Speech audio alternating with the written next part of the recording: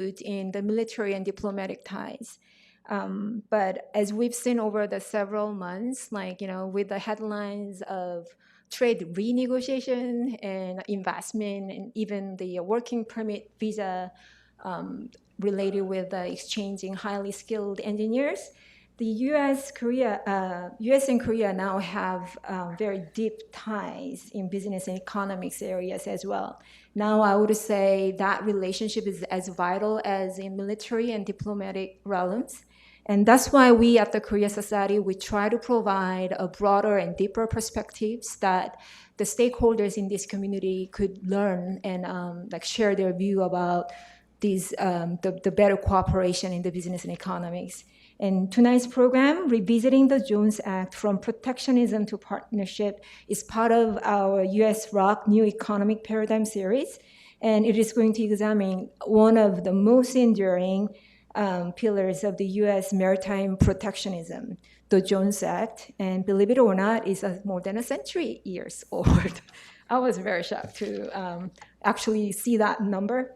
So our discussion will explore whether reforming or reinterpreting this law could open a new avenues for partnership, growth, and innovation between the U.S. and Korea maritime industries. So to help us navigate these important questions, we are very honored to have Colin Grabow, Associate Director at the Cato Institute, Herbert A. Stifel Center for Trade Policy Studies. So Colin is widely recognized for his research on domestic trade protectionism, including the Jones Act and the U.S. Sugar Program. His work has appeared in the Wall Street Journal, The Hill, National Review, and USA Today. Before joining Cato, Colin analyzed the U.S.-Asia economic and political relations for both Tokyo-based trading firm and an international affair consultancy. And we are also delighted to have the Korea Society's president and CEO, Tom Byrne, who will moderate today's conversation. Please join me in welcoming Colin and Tom. Well, thank you all for coming here in person, and I'm sure we have a very big virtual audience. So let me start with the obvious question, Colin, and thank you for coming up from the Cato Institute in DC to the Korea Society. Would you introduce the Jones Act? I mean, what is it? What does it do? Why was it enacted? Sure. Well, I'd like to begin by thanking you, Tom, as well as the Korea Society for inviting me to come out to have this discussion, and to all of you for coming out to listen to us.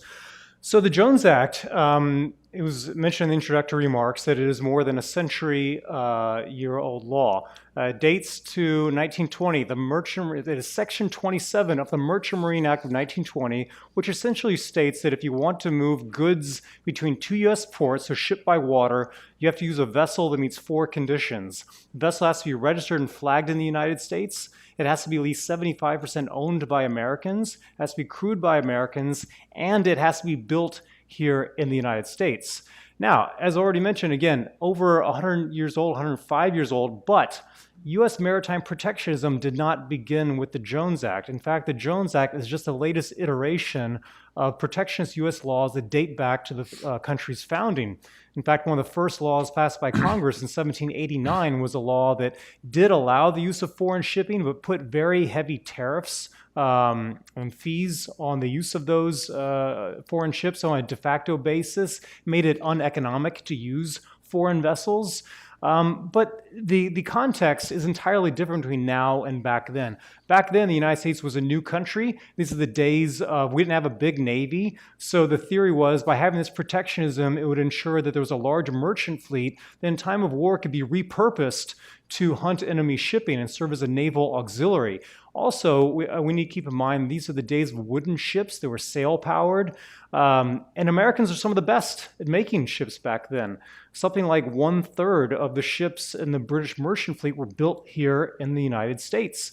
And this is because the United States was basically one big forest all along the East Coast. We had plentiful supplies of wood, and building ships in the US was substantially cheaper than in Europe, where wood and timber was not as readily available and been depleted. So there was basically, some historians will argue there was really no cost to being forced to use an American ship because they were the best, most competitive anyway. And then policy shifted in 1817, I believe. We flatly prohibited the use of foreign ships, no duties or fees. You just couldn't use them. And Americans started to look for ways around these laws because as time went on, American shipbuilding and shipping fell behind. We had the shift from wooden ships to ships built out of iron and steam powered. And American shipping was not as competitive. And so people started looking for ways around these laws.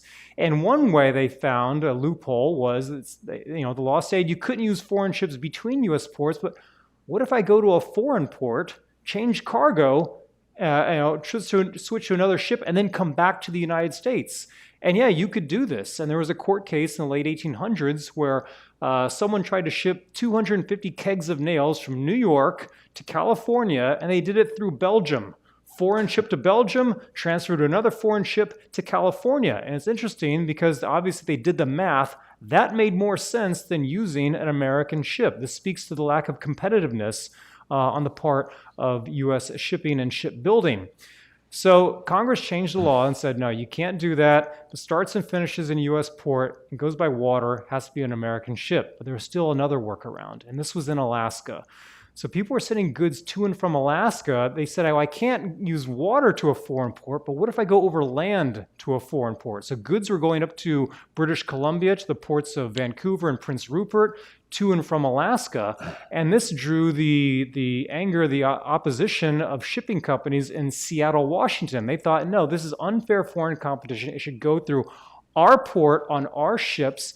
And they happened to be represented in Congress by a guy by the name of Senator Wesley Jones, who had a house in Seattle. Well, World War I comes along. The United States enters in 1917. We discover we don't have enough ships to transport all our men. There were no planes back then to transport them. So men, supplies, equipment over to France. So we had to build lots and lots of ships. I think something around 2,000 ships. The war ends. Most of the ships were built, finished completion after the war is over. The government says, what do we do with all these ships? So Senator Wesley Jones had the idea, let's pass a Merchant Marine Act, and one of its tasks will be disposing of these ships, getting them back into private hands. But while we're at it, let's do kind of a general revision of U.S. policy. So they have hearings about this. Well, in February of 1920, a guy by the name William Clark from the Pacific Steamship Company testifies before Congress. He says, we have this awful problem with unfair foreign competition from Canada, and I think I've got the solution. He proposed an amendment to U.S. law. He said, if you adopt this, this will solve the problem. If you look at what he proposed, and we today call the Jones Act, it's 90% the same. It's almost identical. So this is clearly a case of influence. And if you need more confirmation, the law passes June 5th, 1920. In August, Senator Wesley Jones goes to Washington, to Tacoma, to defend this law for the first time in a public forum. Sitting right next to him is none other than William Clark of the Pacific Steamship Company. And that's how we got what we call today the Jones Act. Well, I learned a lot. I knew a little, but I certainly didn't know a little before that. Oh, that's an interesting historical background. It kind of makes sense to where we are today. If you could just carry on, I think you're implying that you are a critic of the Jones Act, at least what I'm taking from this, and you've been a long-standing critic of the Jones Act. You wrote a study back in 2019 called Rust Bucket, How the Jones Act Undermines U.S. Shipbuilding and National Security. So maybe you could tell us how it does undermine national security, and what are the economic consequences? So I'll start with the economics of it first. So the economic consequences of the Jones Act is it makes shipping incredibly expensive. So one of the conditions is the ship has to be U.S. registered, U.S. flagged. U.S. flagged ships are roughly 4 times more costly to operate than internationally flagged ships. As of, I think, 2 or 3 years ago, it was about $11.1 million per year to operate an American ship versus $2.6 million for an international flagged ship. On top of that, the vessel has to be built here in the United States. Well, U.S.-built ships are incredibly expensive. 1922, 2 years after the Jones Act was passed, it was estimated by the U.S. government that a U.S.-built ship was about 20% more costly than a foreign-built one. In the 1930s, it was 50% more. In the 1950s, it was double the cost. By the 1990s, it was triple the cost, and today a US-built ship is roughly 5 times costlier than one built overseas. In practical terms, this will mean that a U.S.-built ship, a foreign-built ship that costs $40 to $50 million is a $250 million ship in the United States. Currently, there are 3 Jones Act ships being built at the Philadelphia shipyard, container ships. These are relatively small container ships. They cost $333 million apiece. According to the Wall Street Journal, that same vessel could be built in China for $55 to $60 million. So these are big. So you add those two factors together, then we have reduced competition. There are only 93 ocean-going ships that comply with the Jones Act out of a global population of roughly 50,000. This is dramatic restraint on competition. You put all that together, the very unsurprising result is extremely expensive shipping, which has, I think, significant implications for a country as large as the United States. We have thousands of miles of coastline. Some of our major cities, such as New York, are on the water. And yet, ships account for only 2% of U.S. freight movement. And you also keep in mind, we have non-contiguous states and territories like Alaska, Hawaii, Puerto Rico, Guam, that really you can only ship to. That you can't use rail, you can't use trucking, you can't use pipeline. And yet 2% goes by ship. All water transport, including barges, we're under 10%. I believe it's 7-8%, something like that.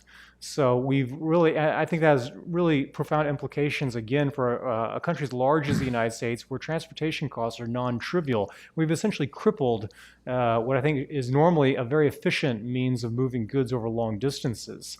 But the common retort you'll hear from supporters of the Jones Act is, to the extent they acknowledge these economic costs exist, they say, you have to understand this is about national security. We need U.S. flagships in time of war to transport supplies and equipment for our military. We can't be beholden to foreign ships to do that for us. The U.S. crew requirement means that we have trained mariners that can crew those ships. There are trustworthy Americans that can operate them. And the U.S. build requirement means that we have a vibrant, robust shipbuilding industry that we can turn to in times of war to build and repair ships. And my response to that is, let's look at how the Jones Act has worked out. That's the theoretical case for it. In terms of shipbuilding, last year, the United States, the world's second biggest manufacturing country, accounted for 0.04% of global commercial shipbuilding output. That's 1 year. If you look over the last 10 years, the high water mark, the most we've ever been responsible for, is 0.53%. A typical year is 0.1 to 0.2%. Last year, we were 19th in the world. The year before that, I think we were also 19th. We're roughly on par with Iran. So yes, we're behind Korea, but we're behind a lot of countries when it comes to shipbuilding. I think it's very difficult to make the case that this is successful industrial policy. In terms of ships, in 1980, we had 257 Jones Act ships. We're down to 93 today. It turns out that forcing people to pay 5 times the cost of a foreign-built ship is not a great formula for promoting a vibrant shipping industry. And then along with the declining number of ships, you see a decline in the number of mariners. There are fewer ships for them to serve on. This is a long-standing issue. Back during the Persian Gulf War in 1990-91, the United States was so short of mariners that we had to use retirees, veterans of the Vietnam War and Korean War, to crew our ships. 2 were in their 80s. The oldest was 92 years old, I believe. This is what we had to do to crew our ships. And since then, the fleet has only gotten smaller. So I think it's very difficult to make the case that it supports and meets our national security needs, which are legitimate. And then I do think the Jones Act is also complicit in this. I think isolating an industry from competition almost it's axiomatic. They are going to become uncompetitive. They don't have to compete. You're granted a captive market. What's their incentive to innovate and to compete? I think it's lacking. And I think it's, again, interesting that a country that is renowned for our inventiveness and innovation in so many areas is so far behind when it comes to the domain of shipbuilding. Yeah. Well, that it definitely does have economic costs. Just those percentages, those like mind-boggling percentages that you mentioned on this small share of U.S. ships. Last month, my little editorial in our members' newsletter, so I hope you all get that. Just put it in numbers. Last year, according to an article in the Korean Economic Daily, the U.S. built 5 ships 0.1% of the the new ship delivery in that year, above a certain tonnage, whereas China built more than 2,000 and South Korea more than 1,000. U.S. 5 ships. Yeah, that's too generous. Last year, the United States built 0 commercial ocean-going ships. Yeah. I think we had 5 ships on our order book. So that's the number of outstanding, that's like a to-do list. Right, so right. in fact, over the last 25 years, average deliveries from all U.S. shipyards combined, we're talking large ocean-going ships, tankers, container ships, et cetera. It's averaged about 3, I think 2.8, something like that. To put that in context, Hanwha Ocean, one of its shipyards will deliver 40 in a year.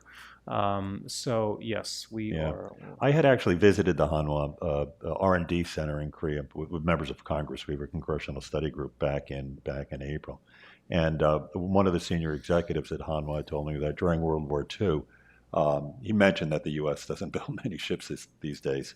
But during World War II, at the Philly shipyards, that's where the Liberty ships were built, the transportation ships, the ships that were part of the Hungnam evacuation, a program we've had here in 1950 evacuation. Well, that's what I heard. It was like, I don't know if this is true, a ship a day. I think the record was they built one in like 3 or 4 days. I think typical is a couple of weeks, but yes, clearly an accelerated schedule. I mean, to put that in context, today a U.S. built container ship takes 2 to 3 years to build. Yeah. Well, we'll hold it. We'll have time for Q&A. Okay, you're disrupting the flow here. Okay, so the Jones Act there's costs and rigidities in this Jones Act. There are a number of legislative proposals, right, to either reform or to do something about the problems that are associated with the Jones Act, directly, indirectly. One is U.S. Representative Ed Case, Democrat, Hawaii, kind of makes sense now, and Representative James Moylan from Guam. Now the context fits. And what are they proposing, and how would this help reduce these obstacles and impediments to a more dynamic, competitive U.S. shipbuilding industry? Yeah, so a number of people in Congress have recognized the costs imposed by the Jones Act and have sought to reform it. Senator Mike Lee, for example, has introduced bills just to flat out repeal the law. That hasn't worked. There have been other measures such as exempting the shipment of liquefied natural gas. This is because we are the world's leading exporter of LNG, but there are no U.S.-built, U.S.-flagged LNG tankers. So up the road, up in Boston, they import LNG from abroad because it is impossible to move it by ship from U.S. ports to New England because there are no ships to do it that qualify compliant with the Jones Act. In fact, there's an LNG export terminal 2 hours from D.C., just down in Maryland, and we can't get it from Maryland to New England because of this. And then, as you mentioned, Representatives Moylan of Guam and Case of Hawaii have put forth this latest legislation that would essentially do 2 things. It would allow Americans to use foreign-built ships if they're constructed in allied shipyards. So we're talking about South Korea and Japan. And also they would allow foreign flag ships, again, from U.S. allies to transport goods in the United States. And one interesting thing that's called out by Representative Case and Moylan when they introduced this, they noted this odd phenomenon where, because, as I mentioned before, U.S.-built ships are so incredibly expensive, there's very little appetite to buy them. So typically internationally, a ship is used for, depending on the type of ship, 20 to 25 years is normal. Jones Act ships are typically not scrapped until the early 40s. This makes sense because you don't want to buy a new ship. You want to hold on to that ship as long as possible. Well, this has some perverse consequences, one of which is that Jones Act carriers will use their old ships. Well, old ships need a lot more maintenance and repairs. And they solve that by taking them to state-owned shipyards in China and getting the work done there, which is ironic when you consider that a common defense of the Jones Act is we need the Jones Act to stop China, but it's driving business to some of their yards. So the thinking here is, well, let's give these carriers access to much lower-priced ships. Ships are 1/5 the price. Maybe we have a more modern fleet. They would be in need of less repair from Chinese shipyards. So that's part of the thinking there. And then also, obviously, the capital costs translate into higher shipping rates. That's a big concern if you're in Hawaii or Guam for fairly obvious reasons. And then also just letting foreigners transport U.S. goods would be helpful as well. Because I mentioned before, like in the case of LNG, there are literally no American ships to do that task, for shipping within the mainland United States. So, allowing some of our partners and allies to do that would help promote a domestic efficiency, unlock new supply chains. And that's not the only case. There are multiple vessel types that we just don't have. There's also liquefied petroleum gas. This is propane and butane. Hawaii imports it from as far away as West Africa, even though we are a leading exporter because there are no ships to transport it. Puerto Rico buys it from Patagonia down in Chile. Because again, they can't get it from the East Coast almost in their backyard. So I think there are lots of opportunities for our trusted partners and allies to contribute their maritime resources to promote efficiency and with regard to the shipbuilding angle, a more modern, capable fleet. Yeah. Well, I mean, given everything you said and the tremendous costs and inconveniences to these states and territories, why is there not enough momentum building up to do something about it? Yes, yeah. Which interests are opposing reform? Yeah, when you're confronted with a cost, then the next question is, why isn't someone doing about this? Why has it been around for over 100 years?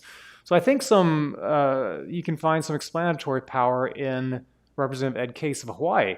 Now, some of you probably heard that and thought, Hawaii, of course they oppose the Jones Act. Representative Ed Case is the only member of the Hawaii delegation that opposes the Jones Act. The other 3 members are supporters of the law. Why is that? And further consider that when they've done polling in Hawaii, the issue, people are overwhelmingly against the Jones Act. Among those aware of the Jones Act, was roughly 40% of people in Hawaii. 90% favor repeal or reform, and yet Ed Case is the lone member. Why is that? Well, I asked Ed Case about that recently, and he said, look, he said, when I was a member of the state legislature, I asked the question, can we just study the Jones Act? I'm not even calling for repeal. Can we just look at what the impact is? And people lost their minds. Why? Because there's so many special interests that are dedicated to preserving this law. The average American doesn't know the Jones Act exists. But the people that profit from it, they're very cognizant of this law. And for them, it is issues 1, 2, and 3, and they devote their resources accordingly. So if you're an average member of Congress and you think, this Jones Act seems like we should do something about that. At the very least, maybe we should reform it, change it. But if you push for that, all those resources will be devoted against you. Ed Case has regularly faced primary opponents and general election opponents that are backed by pro-Jones Act interests. And conversely, if you support the Jones Act, all those resources will be devoted toward you. And all they ask is keep things the way they are. We're not asking you to change the world. In fact, we don't want you to change anything. It just happens that the Jones Act comes up for a law. Just vote the right way.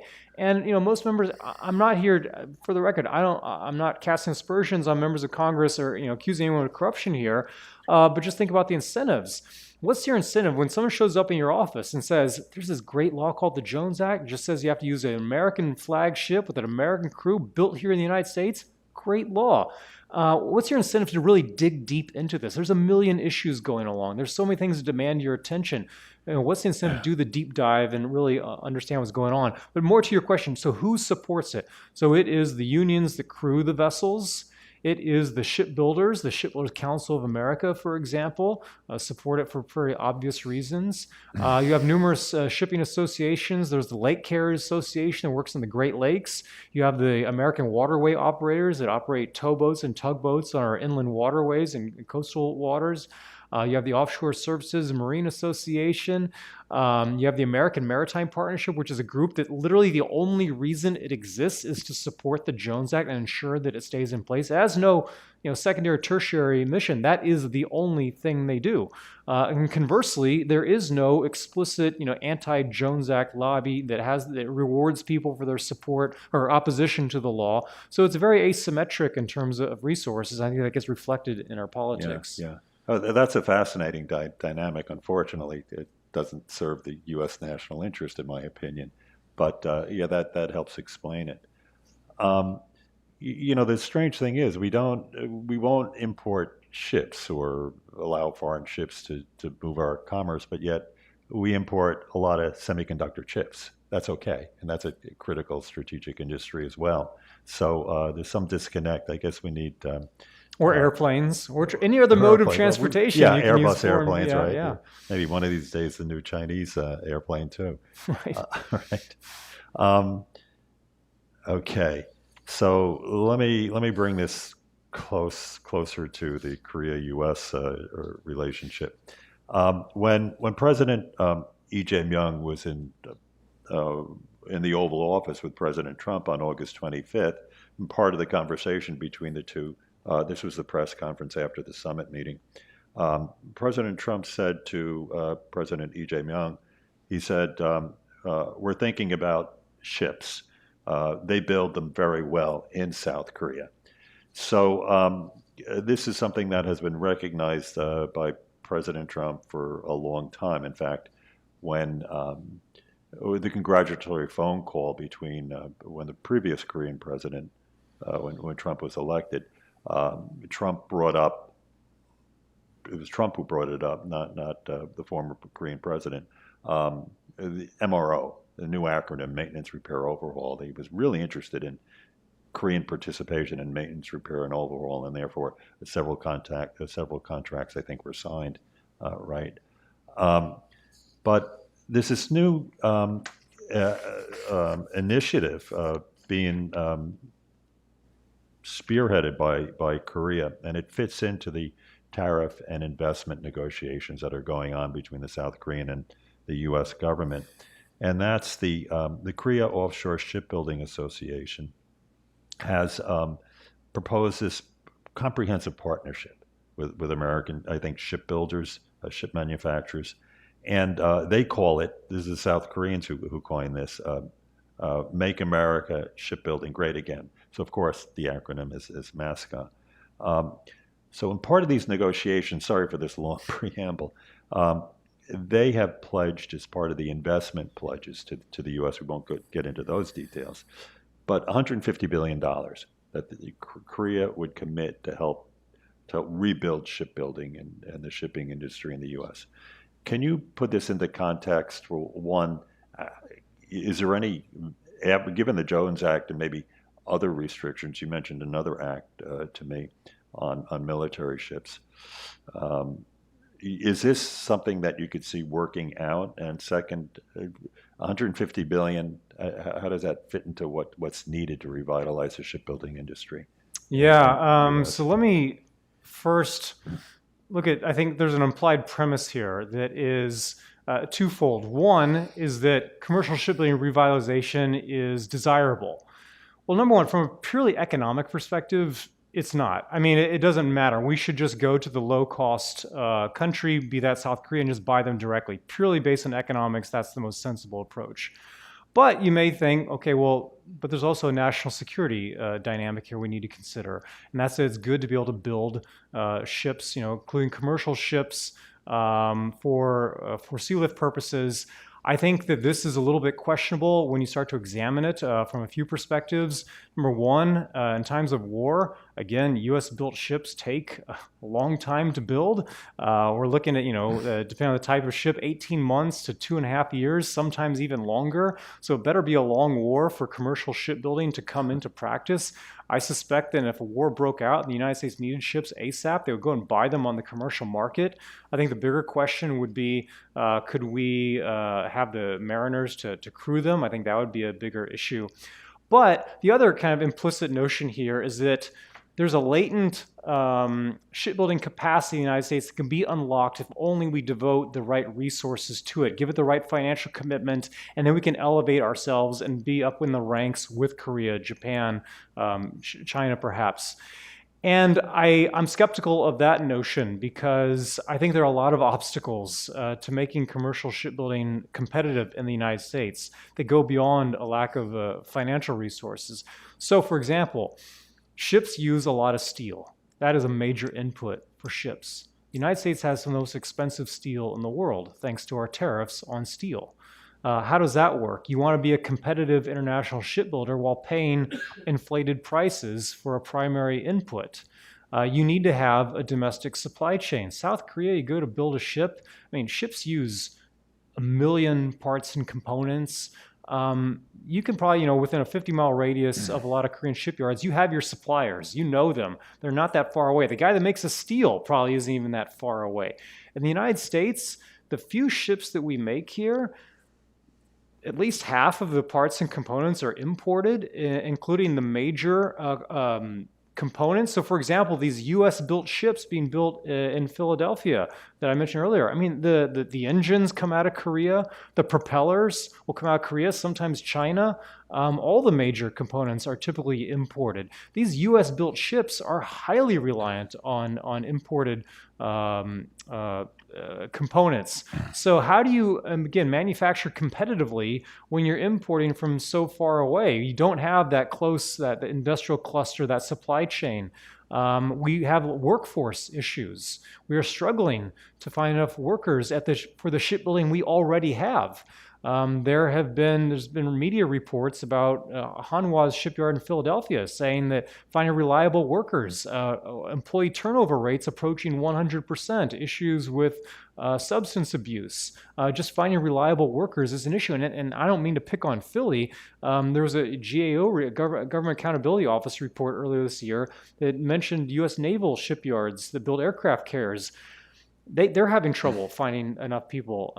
They said they're competing with Uber and fast food restaurants and losing out sometimes because working in a shipyard it can be dirty, hard, demanding work. Not everyone is enthusiastic about that. So that's another challenge. So there are a lot of challenges to building ships in the United States. But if your question is $150 billion the right answer, my inclination is to say no, if only because I strongly suspect that $150 billion was kind of plucked out of thin air, nice round number to try to make the administration happy. And I'm skeptical that there was a lot of math and rigorous analysis that went into that. It was more like producing an eye-catching number to placate the administration during these trade talks. Yeah, I totally agree with you on that. I mean, my conversations with people who know it was a number picked out of air. And let's also recognize nothing has been signed as of yet between. So this is all purely theoretical. Yes, negotiation is still going on. Well, in the final minutes before we go open the questions first to those who are in person, to the floor, and then virtual. I have a couple of virtual questions. So. Moving it up to the super strategic level, in 1890, Alfred Thayer Mahan wrote, "Whoever rules the waves rules the world." So today, Chinese naval fleet, now I'm not talking about commercial fleets, naval fleet, military naval fleet, has become the world's largest, threatening the U.S. maritime dominance and unrestricted freedom of navigation in East Asia and the South China Sea. So it sounds like this isn't, aside from the economics, which isn't resonating with Congress or any vocal interest groups that are looking at the American economic interests.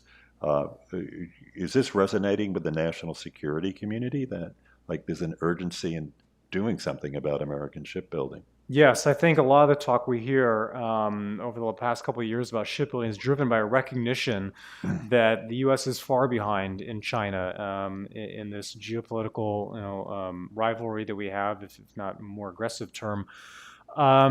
And if there is going to be a conflict, and I really hope there's not, but if there is, obviously the maritime domain matters a great deal. And are we going to have the ships to transport our men, our supplies and material to where they're needed? Will we have even the Navy, naval vessels, never mind the merchant ships to transport them? Will we have the naval vessels appropriate to deal with this challenge? And a lot of people smarter than me, better versed in national security, the conclusion is no, we will not. And there's also recognition that, fortunately, some of our allies are quite capable shipbuilders, the Koreans, the Japanese, most notably. And there's a recognition, including by the protectionist America First Trump administration, that this is a resource that needs to be harnessed. And the Secretary of the Navy, for example, has talked about the desire to build ships in allied shipyards for the Navy. Now, be clear here, the Jones Act applies purely to commercial shipbuilding. There's another law called the Burns-Tollefson Amendment that applies to restricts the foreign construction of naval ships. So I do think that if the conclusion is that China is a threat, that we do need a bigger fleet. And this needs to happen now. There's a lot of talk about 2027, the Davidson window being a time of greatest danger of a possible conflict. We don't have the time to revitalize. Even if we, for the sake of argument, we say yes, revitalization can happen. It will not happen quickly. That much I know for sure. This is not going to be something that happens overnight. And in the interim, until U.S. shipbuilding is in a better place, I think there's no other option, realistic option, but to turn to our allies to fill those gaps, to get ships in the water as soon as possible. So yeah, I think that if you want a bigger fleet, and if you want a bigger Navy, that buying from our trusted allies and partners has to be on the table. Yeah. And going back to what you said earlier, I mean, there is a disconnect here. There's a recognition by the current administration that we do need to rebuild our maritime, both the naval industrial base and I guess the commercial shipping too. But we need the steel. And in the case of South Korean steelmakers like POSCO are facing 50% tariffs. Yeah. I mean, it's putting them under severe financial stress. These industries in Korea, and things have to be untangled. I think more coherency in policy. Yes. Okay, so that was my editorial viewpoint. So let me. I know there was one questioner here. Let me ask you to make so now we have time for questions from the floor. Please keep them short and out of in question-like, and also as a courtesy to others who may have questions. So any from the floor? Yes, on this gentleman in second row. Thank you. Thank you for the insights. I was very impressed. However, I have a question. It should be seen in the historical context. We had these disruptions on the West Coast some years back. Do you think the Jones Act contributed to that? Because it involved a great deal of domestic distribution of goods. That's one. And secondly, how do foreign shipping lines view this Jones Act? For instance, I've been speaking to people at Maersk and also at Hapag-Lloyd, and they said the current tariffs are making a very big impact on hyperinflation. Do you share this view? So with regard to your first question about the supply chain disruptions that we had back in 2020, 2021 or so, I think this is mostly driven, this is international trade. These are ships typically coming over, classic case of ships coming over from Asia, arriving in the ports of LA and Long Beach, and having to wait offshore. I think a lot of this reflected the inefficiency or the relative inefficiency of U.S. ports. If you look at rankings of U.S. port performance, we usually come up well behind other countries. We have less automation of our ports. We have very high costs. The Jones Act indirectly figures here in two ways. One is that our ports, if we didn't have the Jones Act, my supposition is that we would have more cargo going by ship within the United States. There would be more waterborne commerce, and there would be more business for our ports. Well, one reason our ports are less efficient is because they haven't invested in technological upgrades, and they say, you need more volumes to support that. The more business you're doing, the more you can justify these kinds of investments. So I think it indirectly contributes there. And then there's also a closely related law called the Foreign Dredge Act, which is basically the same provisions of the Jones Act, but applied to dredging. And this makes dredging of our ports, which is essential for port deepening to accommodate bigger container ships and also just for maintenance to keep our waterways operating. It drives up the cost significantly of doing that, which translates, I think, into port inefficiency. So I think indirectly, I think from those perspectives, you can also imagine that without the Jones Act, that we could have more of a feeder system where large ships would disgorge and then could be diverted to feeder vessels, kind of like a spoke and hub system you see with airlines. And we could take more advantage of smaller ports, could have shared more of the burden of handling that cargo. That's kind of my speculation on what a post-Jones Act world would look like and how it could alleviate future supply chain stresses. And then with regard to your second question, I believe was about how foreign shipping lines view the Jones Act. I can only speculate there. I've never had a conversation with them, but plainly this is an opportunity cost for them. One frustration about the Jones Act, I mean there are many, but one is that it's already the case that foreign ships will come, say, to New York, the port of New York, New Jersey, and will offload some of their cargo, and they'll continue on down the West Coast. They'll go to Virginia Beach, they'll go to Charleston or Savannah, they'll go down to Miami, hit 4 or 5 ports, then continue on to a foreign port. Well, this is an opportunity cost. We have basically a conveyor belt of foreign ships going up and down our coast right now that are not allowed to transport goods between U.S. ports. Everything they drop off originates from overseas, and they will pick up goods destined for export to foreign markets. But even though they're already going between U.S. ports, they cannot be used to transport goods between those ports. So that's a frustration. I would think that we would have a more rational system that would be more efficient, which would, I assume, that foreign lines would welcome that development. It's sorry, I just occurred to me after your comments. You spoke about 50% tariffs on steel. Right. Now, POSCO has this problem. Not only POSCO, but many of the suppliers, particularly from China, they cannot export steel. On the other hand, the argument we heard here was that by imposing steel tariffs, we could generate employment within the US, but that is not happening. That hasn't happened so far, and many experts say that this is not going to happen simply because you don't have adequate number of workers, and secondly, steel production is way too expensive in the US. Yeah. So how do we resolve this impasse? Yeah, we could probably spend a whole nother session just on how misguided steel tariffs are. But to kind of bring this full circle, I'll also point out there have been government studies that show that what undermines the U.S. steel industry? The Jones Act.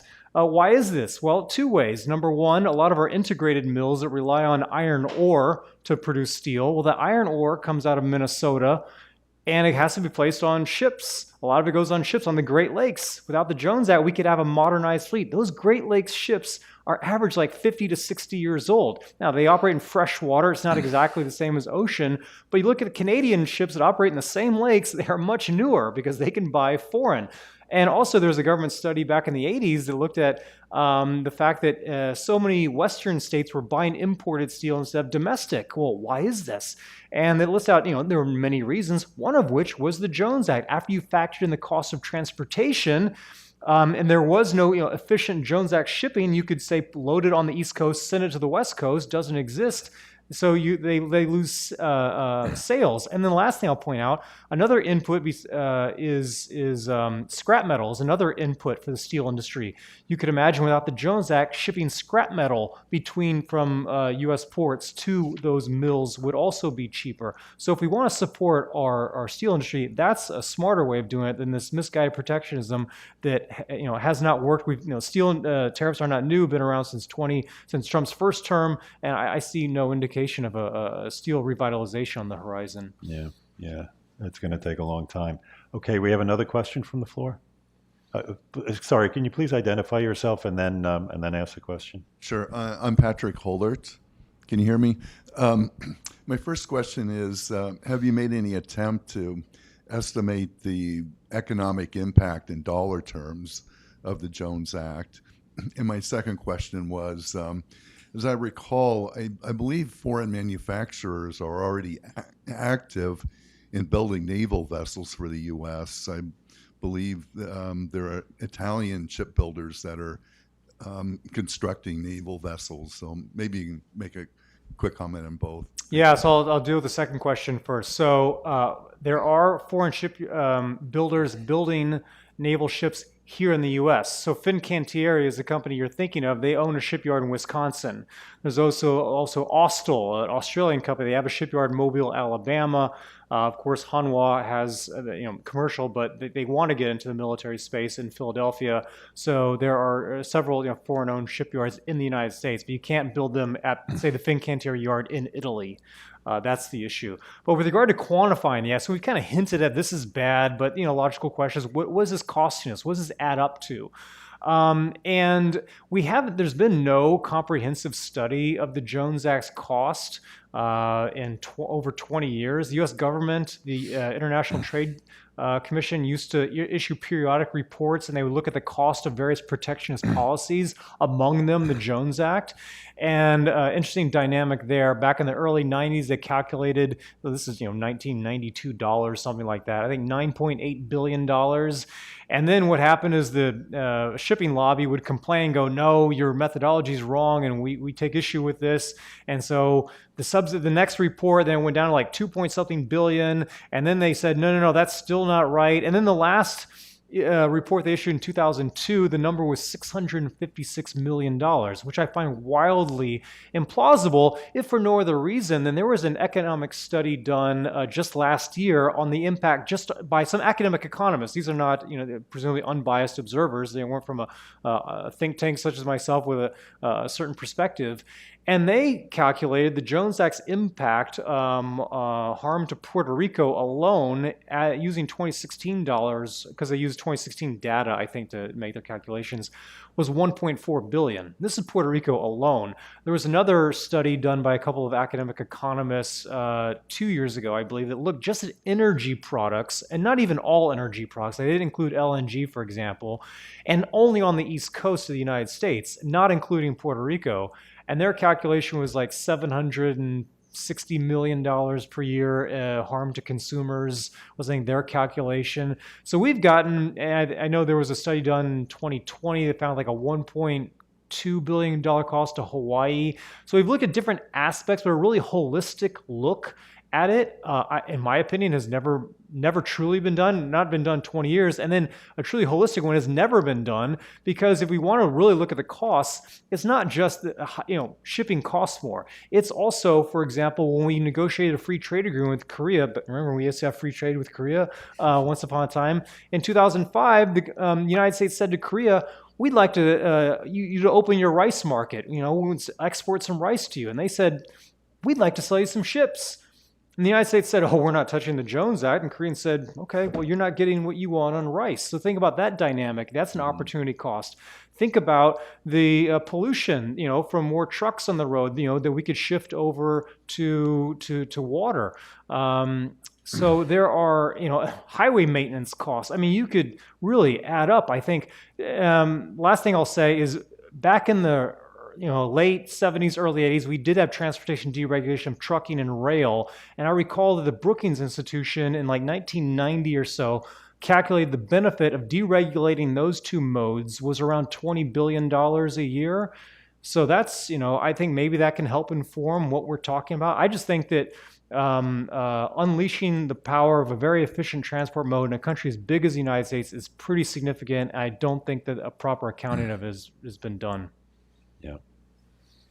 It seems like it affects the whole industrial base in the U.S. Yes. Yeah. I do know that there's at least one organization or two organizations out there that are looking at this, and hopefully in the next couple of years we'll see some new studies come out.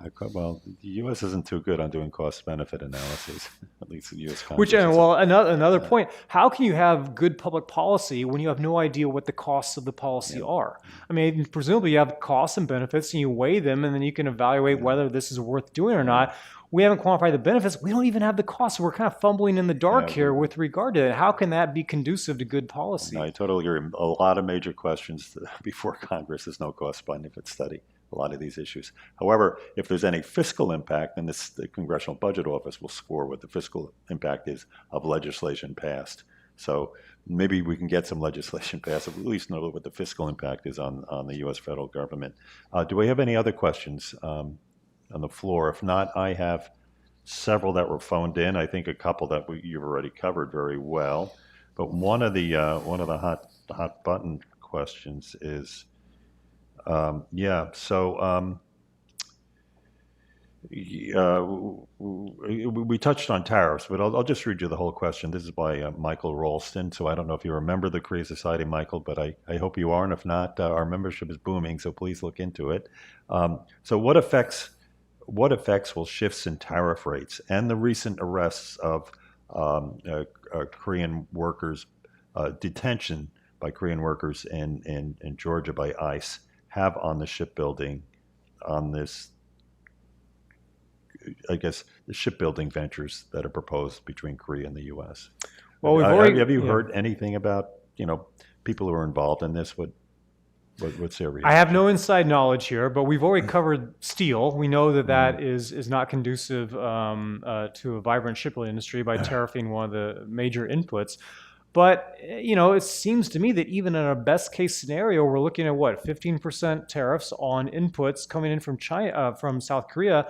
And remember, as it currently stands, U.S. shipbuilding is highly dependent on South Korean supply chains. So this idea that, I think even you mentioned earlier, Tom, that there's this conflict between some of the goals. On one hand, we want to revitalize steel. On the other hand, we want shipbuilding. Well, because there's a real tension there between them. And if you want to revitalize U.S. shipbuilding, you should have tariff-free on all the inputs going into that. But I see no indication of a recognition that those 15% tariffs on all those inputs coming in from China will only further drive up the cost of U.S.-built ships, and is just really antithetical to this goal of shipbuilding revitalization.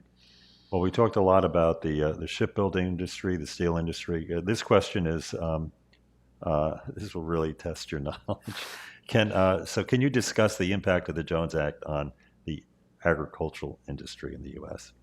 Yeah, so there is an impact on the agricultural industry.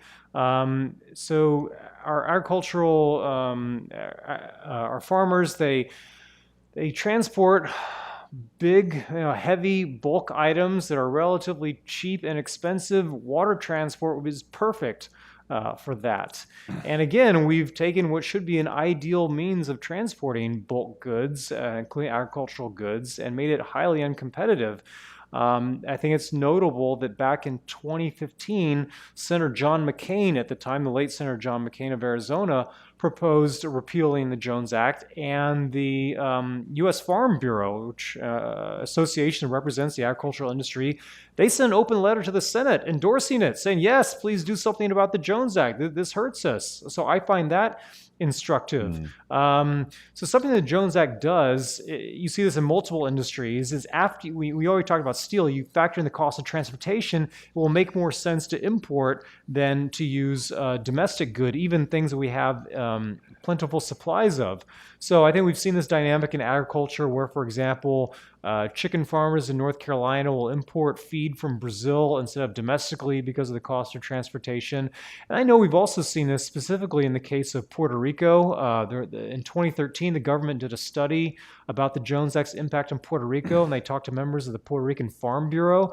And they said, look, we buy a lot of our goods from Canada and other places because after we factor in the cost of transportation, it doesn't make sense to buy things like feed, fertilizer, other agricultural goods. So, I think that's a dynamic that we'd see play out. I don't think that's unique just to Puerto Rico. The Jones Act, just kind of writ large, is kind of the U.S. government putting its thumb on the scale for imports against U.S. exports or domestically supplied goods. And I'm a free trader. There's nothing wrong with importing goods. Let's be clear about that. But I don't understand why it's U.S. government policy to give them an advantage or tilt the scales in their favor. And the last question, I'll amend it somewhat, by Su Yun or Su Yun. So the questioner says that port fees are going there's an increase in port fees next week.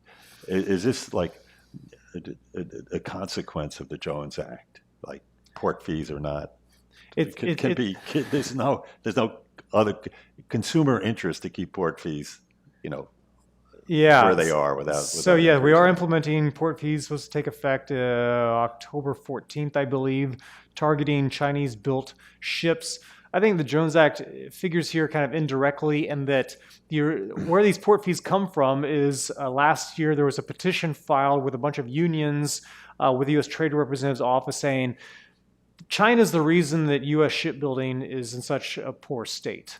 And it's because of their meddling and their unfair practices that U.S. shipbuilding is in the state it's in. This is nonsensical. U.S. shipbuilding was in a poor state long before China ever entered the equation.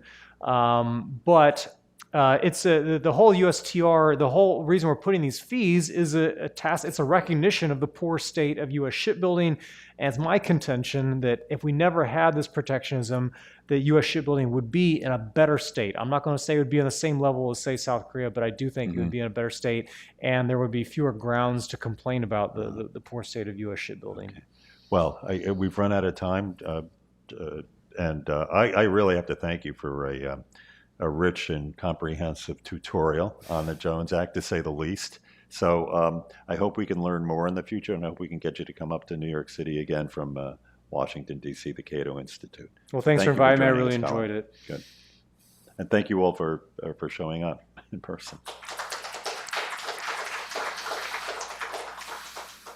So as we officially end today's program, I'd like to thank Colin once again for your exceptional insights. And I think I, among many others tonight, will leave this talk with a much more multifaceted understanding of the Jones Act impact, especially looking forward towards the future of U.S. Korea in the shipbuilding industry. So I would like to remind all the audience today, both in person and virtual, that if you enjoyed today's program, please consider signing up to be a TKS member today. So with membership, you can receive exclusive benefits and access to all of our programs. So this includes business and economic programs, policy, arts and culture, and education as well. So if you're more interested, please visit our webpage at koreasociety.org for more information. So I'd like to officially conclude today's program. Thank you for everyone for joining us, and we hope to see you again at the Korea Society.